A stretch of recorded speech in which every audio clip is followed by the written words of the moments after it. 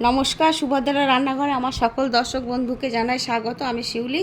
আজকে আমি আবার একটা নতুন রেসিপি নিয়ে এসেছি। সেটা হচ্ছে আম দিয়ে আমি একটা আইসক্রিম বানাবো। যে আইসক্রিমটা আমার মেয়ে আম উঠলেই, বাড়িতে আম এলেই প্রত্যেকবার বানাতো। তো ও অনুরোধ, ও খালি বলছে যে মা, আমি যেভাবে আমের আইসক্রিম বানাই সেভাবে কেন বানাচ্ছ না?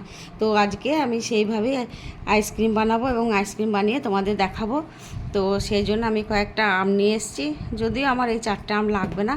তো আমি কিভাবে বানাচ্ছি সেটা তোমাদের দেখায়। আমি আমগুলো ছিলে নিয়ে ভেতর থেকে শাঁসটা বের করে নিই। দিয়ে আমি আমটা মিক্সিতে ঘুরিয়ে নিলাম। তো আমের কাঠটা তোমাদের বের করে দেখাচ্ছি। একদম ক্রিমি হয়ে গেছে, খুব সুন্দর লাগছে দেখতে। এবারে আমি একসাথে কি মিক্সড করব দেখায় তোমাদের। এই যে আমি ভ্যানিলা আইসক্রিম নিয়ে এসেছি, আইসক্রিম দুটো আমি এর সাথে মিক্সড করে নেব। খুব সহজভাবে বানিয়ে ফেলা যাবে। দুটো আইসক্রিমকে দিয়ে দিলাম। এবার আমি এটা মিক্সড করে নেব। আমি খুব ভালো করে আমটাকে ফেটিয়ে নিলাম, মানে মিক্সড করে নিলাম। এই যে ক্রিমি একটা ভাব চলে এসছে, খুব সুন্দর লাগছে দেখতে। খুব সহজ, বাড়িতে যখন তখন বানানো যাবে।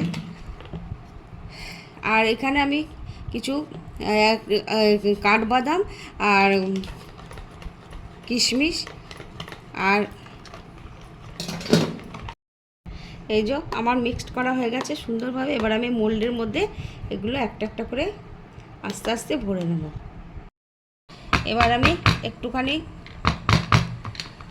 করে দিচ্ছি যাতে ভিতরে হাওয়া না থাকে।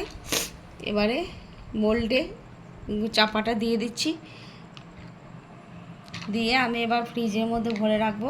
6-7 ঘন্টা পরে আমি বের করব। বের করে তোমাদের দেখাবো আমার আইসক্রিম, ম্যাঙ্গো আইসক্রিম কেমন হয়েছে।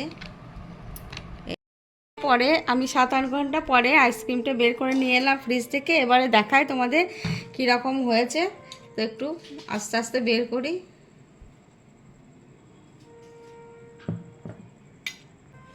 এই যে তোমাদের দেখালাম কেমন হয়েছে, দেখো দারুণ হয়েছে এবং খেতেও অসাধারণ হয়েছে। আমরা একটা খেয়ে ফেলেছি।